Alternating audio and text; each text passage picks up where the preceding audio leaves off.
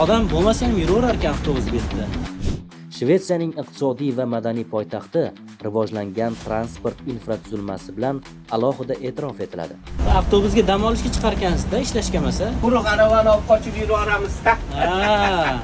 Aravani quruq olib qochib pul ishlayman-da. Millionlab yo'lovchilarga xizmat ko'rsatuvchi haydovchilar orasida o'zbekistonliklar ham bor.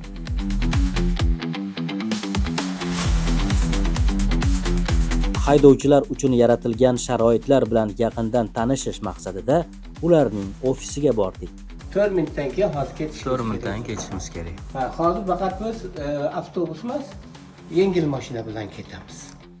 Ish boshlaganiga endigina 10 kun bo'lgan Bahodir akaning dastlabki taassurotlarini eshitish qiziq bo'ldi.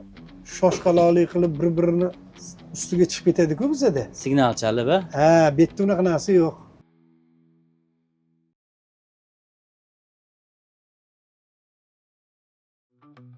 Stockholm 50 dan ortiq ko'priklar orqali bog'langan 14 ta orol ustida qurilgan shahar. Mälaren ko'li va Boltiq dengizi tutashgan hududda joylashgani sababli uni ko'pincha Shimoliy Venetsiya deb atashadi. Shvetsiyaning iqtisodiy va madaniy poytaxti rivojlangan transport infratuzilmasi bilan alohida e'tirof etiladi. Shahar va uning atrofidagi hududlarda jamoat transportini rejalashtirish, tashkil qilish Stockholms Local Traffic tashkiloti, qisqacha SL zimmasida. Bu tarmoqqa avtobuslar, metro, ya'ni tunnelbana, tramvaylar, mahalliy poyezdlar va hatto kema paromlari kiradi. Avtobuslar jamoat transportining muhim qismi bo'lib, shaharda 450 dan ortiq avtobus yo'nalishlari bor. Umumiy yo'lovchilarning 41.4% avtobuslardan foydalanadi. Millionlab yo'lovchilarga xizmat ko'rsatuvchi haydovchilar orasida o'zbekistonliklar ham bor. Ko'pchilikka yaxshi tanish bo'lgan serqirra ijodkor Muqimjon Mahmud ham Shvetsiyada uzoq yillardan beri avtobus boshqaradi. Biz Muqimjon Mahmud bilan birga yurib, Shvetsiyadagi haydovchilarning hayoti, kun tartibi bilan yaqindan tanishdik. Men avtobus haydab dam olaman, ijod qilaman, kitoblarimning ko'pini avtobusdagi bo'sh vaqtimda tarjima qilganman, deydi Muqimjon aka. Yo'llari qarang, infratuzilmani qarang, atrofni qarang. Avtobus ham mana notanish emas. Assalomu alaykum. Assalomu alaykum. Muqimjon Mahmud ustozimiz mana zerikkanlarda avtobus haydab turar ekanlar. Avtobusga dam olishga chiqarkansizda, ishlashga emas-a? Shunaqa endi. Uyda o'tirib zerikasizda o'tir. Yo, lekin pul ham beradi. Shunisi zo'r ekanda. Odam bo'lmasa ham yuraverar ekan avtobus betida. Yo'nalishlar bo'lsa bo'lmasa yuraverish kerak ekan. Quruq aravani olib qochib yuraveramizda. Aravani quruq olib qochib pul ishlayman-da. Mana. Aravani quruq olib qochib pul ishlashadi. Lekin yo'llar bor, boshqa daraja alohida masala deydi-ku.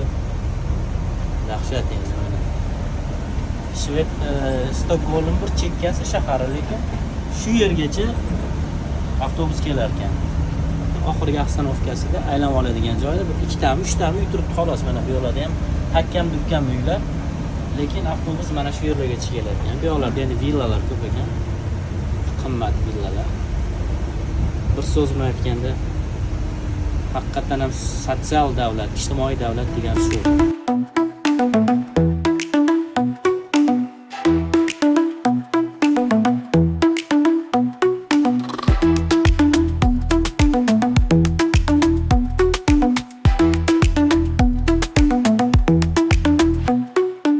Haydovchilar uchun yaratilgan sharoitlar bilan yaqindan tanishish maqsadida ularning ofisiga bordik. Sharoitlar chindan ham havas qilarli. Hamma o'z ishini qiladi. Tizim avtomatlashgan. Biz ishga kelgan paytimizda mana uning ichiga kiramiz, o'zimizni raqamimizni yozamiz, ichkariga kiramiz. Tushundingizmi? Ichkariga kirib bo'lganimizdan keyin shu biz kelganimizni anglatadi. Ya'ni hech kim bilan ishimiz bo'lmaydi. Registratsiyada endi. Endi menga bir spravka kerak-a, masalan. Shu menga spravka kerak deb yozaman. Bitta. Shunda bo'pti, nimaga qo'yib qo'ydim deydi. Mana bu nimalar turibdi mana. Hujjatlar. Hujjatlar yo'q. Katalogmi bu? Harflar turibdi. Shu harflardan M degani muqim degani shu. O'sha muqimga kiraman, olaman. Endi bu yoqqa keling mana. Bu yerda e'tibor qiling mana. Haydovchilar dam olish xonasi ekan. Mana birinchi men ketaman ekan, hozir mana muqim degani turibdi. 13:29 da ketishim kerak. Hozir 13:25 bo'ldi. Ana 4 minutdan keyin hozir ketishimiz kerak. 4 minutdan ketishimiz kerak. Ha, hozir faqat biz avtobus emas, yengil mashina bilan ketamiz. U yoqda tayyorni minib ketasiz. Ha, keyin u yoqda avtobusni minib ketamiz. Juda ham zo'r. Juda ham nima deydi? Tizimli yo'lga qo'yilgan ekan, Bu informatsiyalar. Bu ma'lumotlar. Mana mana bu yerdan xohlagan narsangizni olib Sizlar uchun bular, ha? Ha, bu biz uchun yani yo'q, bunga pul to'laysiz, pul to'lab emas. Yo'q, endi haydovchilar. Ha. Haydovchilar uchun Ha, haydovchi o'zi nima beradi, o'sha kartadan olib ishlataverasiz. ishlatilaveradi. Mana kitoblar ham turibdi, xohlagan odam olib o'qiveradi. Ha, bu yoqda kofe, shokolad, o'rta televizor, divan, Bu endi boya aytganimdek haydovchilar 10 daqiqalik tanaffusda mana shu yerda dam olishib, hordiq chiqarishib yana liniyaga chiqib ketishaverar ekan.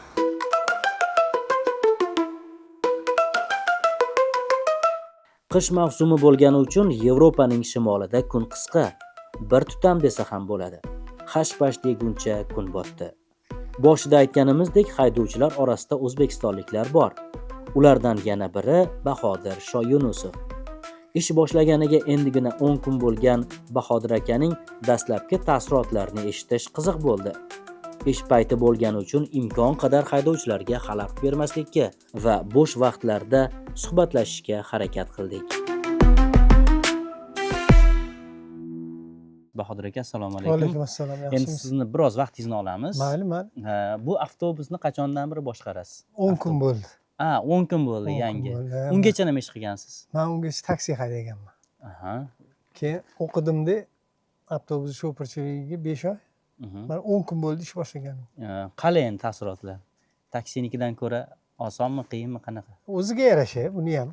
O'zi bu sohada tajribangiz bor-a? Haydovchilik bo'yicha tajribam bor. Avtobus haydovchiligi birinchi marta. Umuman taksi haydash bilan avtobus haydashni farqi nimada? Nima yengilliklari, o'ziga xosliklari bor? Avtobusni haydash taksidan ko'ra o'ziga yarasha qiyinchilik tarafi bor. Qiyinchilik degani javobgarlik kattaroq. Mas'uliyat, ha? Mas'uliyat, javobgarlik kattaroq. Ichida bitta odam o'tirmaydi taksida. Ko'pi bilan 3 ta odam o'tkazsangiz mashinaga, bu yerda ancha odam o'tiradi. O'shalarni borayotganda boradigan adresiga anaqa stress qilmasdan eson-omon yetkazib qo'yish. Bu o'ziga yarasha anaqa talab qiladi. Mas'uliyat talab qiladi. O'zi Shvetsiyaga qachon kelgansiz? Qachondan beri bu yerda ishlaysiz, yashaysiz? Men Shvetsiyaga 2007-yil kelib qolganman. Oho, Ancha bo'ldi. 2007-yil kelib har xil sohalarda ishlab ko'rdik. Oxiri mana avtobuschilikni boshladim. Bu yerda oilaviy yashaysizlar? Men oilam shu yerda, o'g'lim, kelinim, navaram bor ikkita. Qizlar, keyin qolgan navaralar ular O'zbekistonda. O'zbekistonga ham borib turasizmi? Ha, bir yilda bir marta, eng kami. Bo'lmasa 2 marta borib ketib turamiz, otpus keladi. Sir bo'lmasa, taksida yaxshi topish mumkinmi yoki avtobusdan? Moyanasi. Moyanasichi, meni o'zimni fikrim bor Shvetsiya bo'yicha, hamma joyda bir xil, o'rtacha. O'rtacha. Plus minus qilishi mumkin. Qancha endi o'rtachasi? 29 ming grunt oylik degan. Taksida shu 29 ming bular beradigan oyligini har kuni 10 soatlab ishlash kerak. 7 kun ishlash kerak. Bir xil bor, bir xilda yo'q. Ularni har birini ko'ngliga qarash kerak taksida. Ko'ngliga qarash kerak, ish bor, ish yo'q. Mana anaqa Coviddan keyin ishlik kamayib ketgan. Bularda endi stabilnost bor, ham tinchroq. xotirjam, asabiy joyida, endi joyida, vaqtida narusheniya qilmasdan yo'lovchilarni yaxshi olib borib qo'ysangiz, ular jalba qilmaydi, bo'ldi, boshqasi. Avtobusga old eshikdan chiqiladi. Naqd pulga bilet olib bo'lmaydi. SL mobil ilovasi, kontaktsiz bank kartasi, metro stansiyasi yoki avtomatlar hamda SL karta bilan chipta xarid qilish mumkin. Kirganda bilet validatorga tekkiziladi. Oddiy bilet taxminan 75 daqiqa amal qiladi va shu vaqtning ichida avtobus, metro va tramvay almashtirish mumkin. Bu jarayonga haydovchi mas'ul emas. Agar nazoratchi, ya'ni ticket inspektor tekshirganda yo'lovchida amal qiluvchi bilet bo'lmasa, 1500-1850 shved kronasi miqdorida jarimaga tortiladi. Bu yerda yo'lovchilarning madaniyati qay darajada? Yo'lovchilarning madaniyati yuqori darajada. Aha. Shoshish yo'q. Birov yetmasa ham navbat bilan bir qator bo'lib chiqishadi. Orqa eshiklarni ochib yuborasiz, chiqayotgan odam orqa eshikdan chiqmaydi. Tartib bilan faqat oldi bilan chiqib keladi. Orqa eshiklardan kalaska bolaliklar kelib qolsa yoki nogironlar aravachalarda kelsa, ular indamay chiqaveradi u yoqdan. Siz yordam berasizmi ularning chiqishiga? Agar yordam kerak bo'lib qolsa, biz yordam beramiz. Berishimiz kerak, beramiz.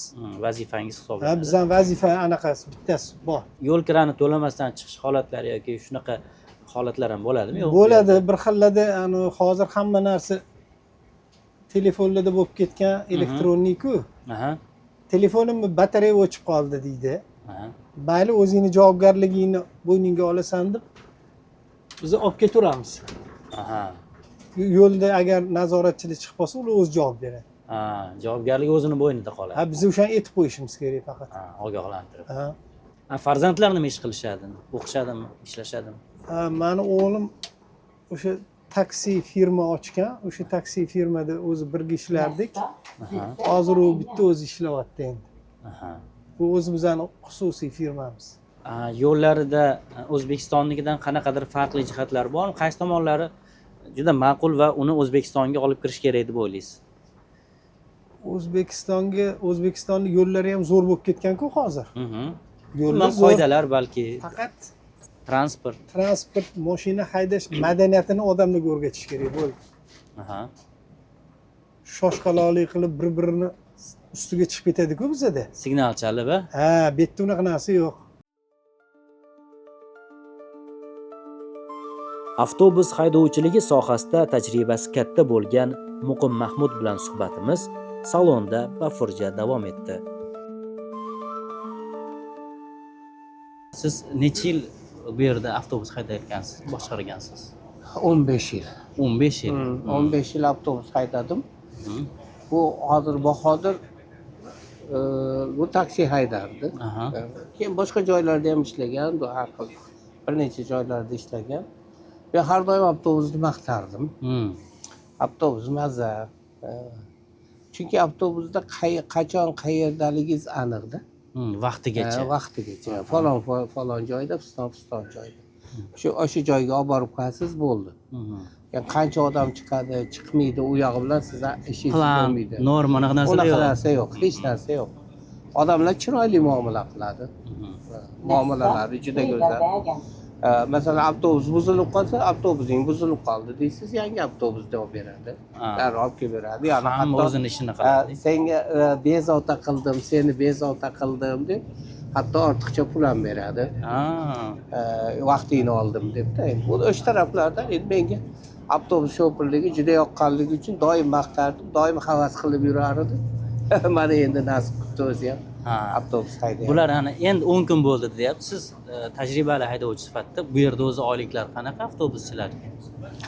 Avtobus oyliklari o'zi tag asos oyligi o'sha 30 ming bo'ladi, 29 ming, 30 ming. Endi boshida 25 minglardan boshlaydi. Krona demoqsiz. Krona, 3 ming dollar bo'ladi.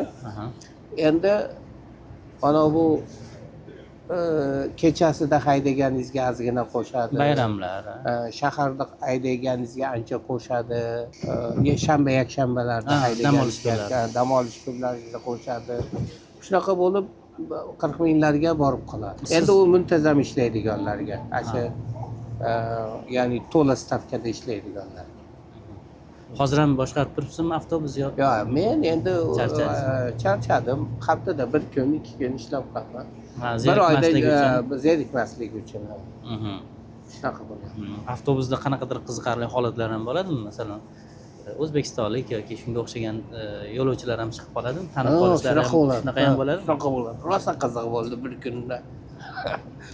O'zim hayron qoldim. Hmm. Endi bu yerlarda temir qonun faqat ostanovkada to'xtaysiz. Boshqa joyda hech ham mumkin emas. Hmm. Bir kun umuman obstanovkada emas, boshqa bir joyda ketyapmiz. Aka shu yerda to'xtatib yuboring dedi. Men ham xayolda yo'q, shu yerda to'xtatib. Xuddi O'zbekistondagidek. Xuddi O'zbekiston. Eshikni ochib yuboribman. Nästa. Rahmat aka deb tushib ketdi. Keyin o'ylanaman, men O'zbekistonda emasman. Men Shvetsiyada emasman deb. Rosa qiziq bo'ldi. O'zbekcha iltimos sizni xayollaringizni umuman qochirib yuboribdi. Shunaqa bo'ldi. Bu masalan belgilanmagan joyga to'xtasangiz sizga jarima qo'llamaydimi? Ha, qo'llaydi. Qo'llaydimi? Ha, qo'llaydi. Qancha jarima to'lagansiz? Bir esingizda bormi? Og'ir qanaqadir qoidabuzarlik bo'lganmi? Yo'q, avtobusda bo'lmagan. Ha, bo'lmagan. Ha, avtobusda bo'lmagan. Lekin mashinada Mashinada bo'lgan, mashinada ham meniki faqat nimaga stoyankaga pul to'lash esimdan chiqqan xolos. ha, parkiringda. Ha, boshqa nima? Ha, bir marta stopda ozroq to'xtading deb. Ha. Bir marta shuni taraf qo'ygan. Juda qoidalarga bo'ysunuvchi haydovchi Ha, ekansiz. men shunaqa bo'laman. Avtobus haydovchiligini orzu qilayotganlar bo'lsa, unga qanaqa maslahat bergan bo'larsiz? Nimalarga e'tibor berish kerak? O'zi ishchi bo'lib kirish osonmi yo qiyin bu yerda? Talablar qanaqa? Juda qiyin emas. Talablari sizni haydovchilik guvohnomangiz o'tishi kerak. Masalan, O'zbekistondagi o'tmaydi. Menimcha Rossiyaniki ham o'tmaydi. Bu yerda olish kerak. Ha, bu yerdagini olish kerak. Eng kami o'sha Yevropaniki bo'lishi kerak. O'tadigan guvohnoma bo'lishi kerak, uni bilish kerak. Ikkinchisi til bilish kerak. Ha. Til bilmasa olish qiyin. Uchinchisi endi faqat nimani guvohnomani, haydovchilik guvohnomasini o'zi yetmaydi. Shu sohani mutaxassisi ekanligingizga aloqador bir nima bor endi, bir o'quv kursi bor. Ha. Uni ham tamomlagan bo'lishingiz kerak. Aytaylik diplomga o'xshash narsa, sertifikatga o'xshagan narsa. Shunaqa, ya'ni masalan avariya bo'lganda qanday qilishingiz kerak, Birinchi yordam odamlar bilan ko'rsatish. qanaqa muomala qilishingiz kerak.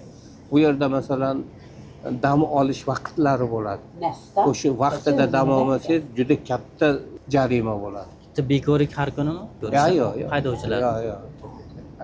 Qanchada o'tkazishadi? Masalan, haydovchilarni psixologik Yilda bir marta. Yilda bir marta. Yilda bir marta. Lekin har kuni uni puflaysiz. Ha. Ichding, ichmading, u Ichmadi. albatta Bu bo'ladi. yerda endi oddiy holda uni Ha, narsalar. oddiy holatda. Ha, o'zbekistonliklar ham bu yerda sizlardan boshqa ko'p ekan-a? Ko'p. Er xotin ham ishlaydi deydi. Men hali ko'rmaganman, lekin er xotin ikkalasi ham avtobusda ishlaydi, ikkalasi ham o'zbek. Yana boshqa bor o'zbeklar ko'p. Bor, bir qanchalari bor. Sizga ham o'sha savolda bu yerda haydovchilar madaniyati qay darajada? Menimcha, masalan, bittasi shu yerda haydagan, Afrikani qatida yashaydigan odam. O'zini mamlakatiga ham borib, o'tsa ham avtobus shofirlik qilmoqchi bo'lgan. Lekin qila olmagan. Qilolmagan. Ha. Bu yerda juda tekis haydaysiz, mana qarayapsiz, yurib ketasiz. Shoshmasdan qoidalar. Masalan, men imtihon topshirganimda baklashkadagi yarim suv ichilgan, o'sha yarmini qo'yib qo'ygan. Shuni tushmasa, yiqilmasa o'tding. O'zi u o'qituvchimiz edi. Shuni tushirmasang, keyin seni imtihonga qo'yaman degan. U imtihon emas, imtihondan oldingisi. Burilishlari bor, to'xtashlari bor, hammasi o'shaning ichida. O'sha tushmagan, keyin imtihonga qo'yganda biz. Noxush holatlar ham bo'ladi, masalan o'sha tekshiruvchilar, nazoratchilar ushlab olib jarima qo'llagan. Ha, bo'ladi. Hatto o'zim tushganman. Qanday? Men ishni tugatib ketayotgandim. Norrlandsbacken. Shoshilishda chiqib ketyapman, pulni to'lamabman. Keyin o'zim ham tushib qolganman. Qancha to'lagansiz? Jarimasi 1400 kron. $140 to'lagan. $140 jarima. Jarima to'lagan. Bir marta bo'lgan endi. Saboq bo'lgan. O'shuning uchun shoshilib bo'lmaydi-da, bemalol pulni to'lab keyin chiqqan ma'qul. Hozir e'tibor qildik. Shoshilmasdan bemalol hammasi navbat bilan chiqib Shunday. joylarga o'tirishadi. Shunday shunaqa. Bu hozir kech bo'lgani uchun odam kammi yoki odam ko'p bo'lish holatlari ham bo'ladimi? Kamga o'xshab tuyuladi. Kunduzlari ham ko'rdim, odam unaqa ko'p emas. Shunaqa. Faqat ishga ketayotganda, ishdan qaytayotganda ko'p bo'ladi. Boshqa payt unaqa ko'p bo'lmaydi. Ertalab masalan 7 bilan 9 orasida, kech Kasbik payt 3 paytlar. bilan 5 orasida shunaqa paytda o'zi nima ham ko'p bo'ladi, trafik. Mashinalar ham ko'p bo'ladi, odamlar ham ko'p bo'ladi. Rahmat. Ishlaringizga omad. Ha, rahmat sizga ham, salomat bo'ling. Xo'p. Yevropa bo'ylab sayohatlarimiz davomida tasvirga olingan ko'rsatuvlarimiz davom etadi. Oldinda yanada qiziq va rang-barang kontentlar sizni kutmoqda. Kanalimizni qo'llab-quvvatlash uchun obuna bo'ling, like bosing, izohlar qoldiring va tanishlaringiz bilan baham ko'ring.